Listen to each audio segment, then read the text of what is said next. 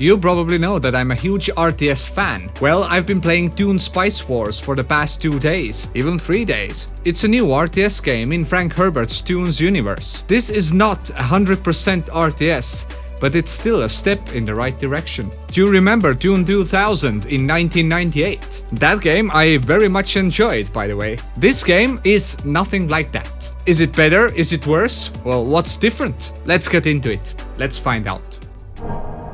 First of all, it's been a while since I've seen a real return of RTS games, so it was really awesome to give this one a go. So in Dune Spice Wars you have 4 factions to choose from: Arthreides, Harkonnen, I'm not sure how to pronounce it correctly, Smugglers and Furmen. Each faction has their own pros and cons, whether it's more power to the military or less upkeep costs, or easier territory overtaken and so on. But there is also an extra layer on your faction choice. You can also choose 2 counselors out of 4 to also differentiate your playstyle further. For me, I like to choose Furmen so I can see all the spice fields on the map, which really helps. As I played Harkonnen faction, I felt a bit blind and had only 1 spice field for the first quarter of the whole game. The aim of the game is to grab as much of them as possible. That amps your production. Speaking of production, you need a lot of resources, and I mean a lot. But spice is one of the main resources that fuels your whole economy. You can also convert some to Solari, which is basically one of the resources that finances your army. There is a slider that you can use to determine which amount to convert. As you play, days pass. You can play slower, you can play faster, you can amp the game speed, but every month, if I'm not mistaken, you need to pay your spice taxes to the Empire. You need to fill the quota every month, which gets higher as you go along. If you fail to do so, backbreaking sanctions will be put on you. Building your army and taking over new cities and new ground so you have more spice fields is very important. Whether you use your armies or diplomacy, that's your choice. With every conquest, you get a new city and you can build up to 6 buildings on it, whether economy, defense, or let's say miscellaneous related. Every city sits on the land that you wish to conquer.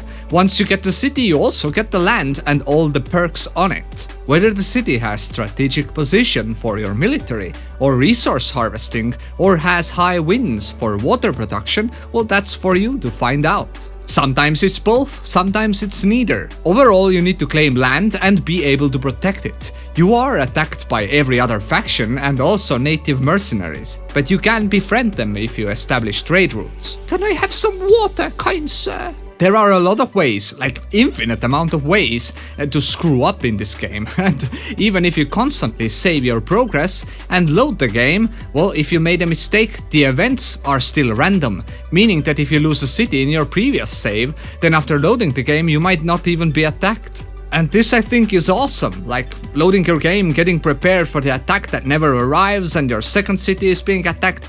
It's hectic, yet fun and interesting. Now, as mentioned, this game is in early access, but there is very much more to come, as they're saying, but at the moment you have massive amount of well thought out content that runs and plays great. I love that Dune Spice Wars has this nice voting system, like political system, that you can spend your influence on. So as you're playing, you actually must be political and thinking ahead of everyone else. You can basically establish sanctions and laws to make other players miserable and you thrive, so influence points are very important. I also love that you can unlock and use agents that gather intel for you or gather resource from the open map and world and let you infiltrate enemy cities, so you can execute very complicated plans like assassinations and so on, depending on your research. Speaking of, you can divide your time between 4 different trees, get more powerful military,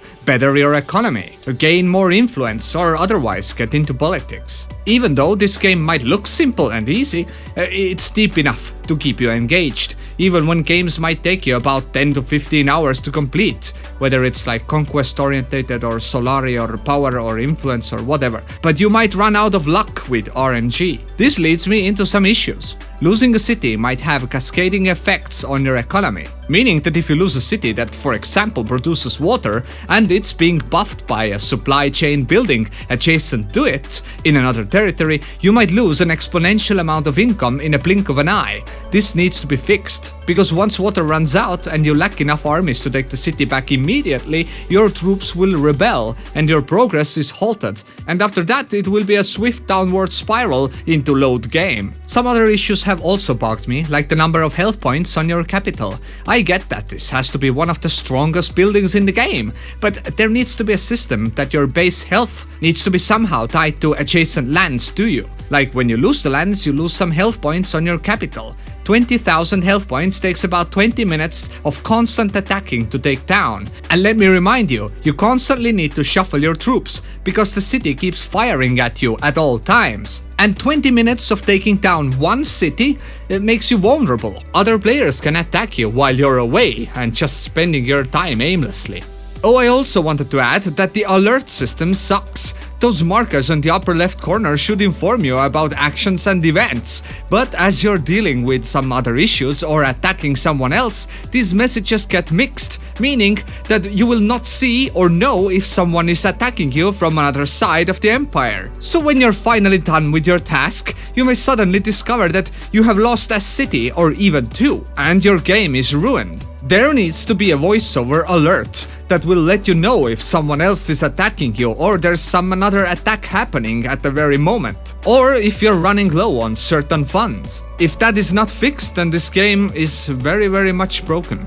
At the moment I think that there is too few units, and I think that there needs to be long-range weapons and more armored units as well. But otherwise the game is great, and if I need to rate it, I would give this $30 early access game a 9 out of 10. If the price goes higher, the standards go higher as well. So let's eagerly wait for the full release. I hope that you at least enjoyed this video. If you did, hit that like, smash that bell, and if you dare, subscribe as well. I'm SillyLlamaz, and thanks for watching. Till next time.